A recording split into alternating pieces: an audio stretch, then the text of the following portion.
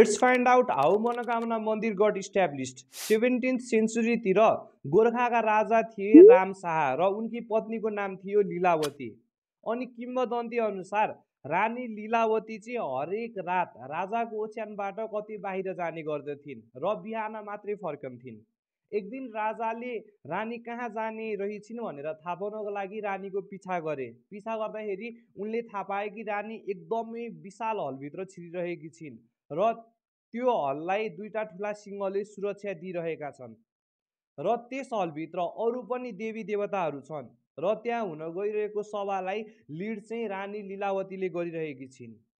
यो सबै देखेर राजा रामशाहले रानी लीलावती दिव्य शक्तिकी धनी रहेको थाहा पाए। तर यो कुरा राजाको सचिव लखन थापा मगर जो रानी लीलावतीको विश्वास पात्र पनि थिए उनलाई पहिल्यैदेखि थाहा थियो र जब राजाले रानीसँग यो सबै कुराहरू बुझ्न खोजे त्यही बेला राजाको मृत्यु भयो र त्यतिखेरको चलन अनुसार रानी लीलावती सती जानुपर्ने भयो। दिव्य शक्तिकी धनी रानी लीलावती सती जानुपर्ने भएको देखेर लखन थापा मगर एकदमै दुखी भए। यो देखेर रानीले म फेरि पनि आउने छु भन्ने बाचा गरेर उनी सती गइन्। त्यसको 6 महिनापछि जब एकजना किसान खेत जोतिरहेका थिए उनको हलोले एउटा ढुङ्गामा लाग्यो र त्यो ढुङ्गाबाट रगत र दुध बग्न थाल्यो।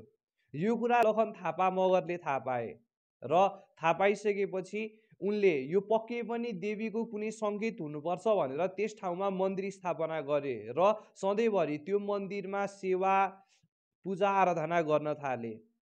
यसरी मनोकामना मन्दिर स्थापना भयो र 17th सेन्चुरीदेखि 21st सेन्चुरीसम्म पनि मनोकामना माताको मन्दिरमा मगर समुदायका पुजारीहरूले पूजा गर्ने चलन छ।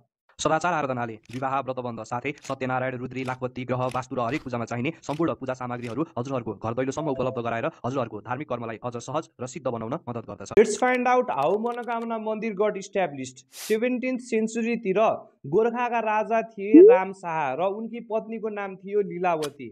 अनि किम्बदन्ती अनुसार रानी लीलावती चाहिँ हरेक रात राजाको ओछ्यानबाट कतै बाहिर जाने गर्दथिन् र बिहान मात्रै फर्कन्थिन्।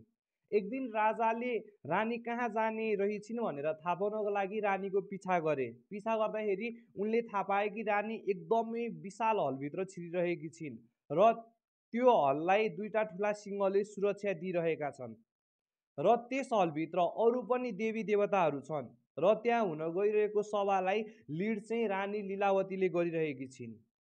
यो सबै देखेर राजा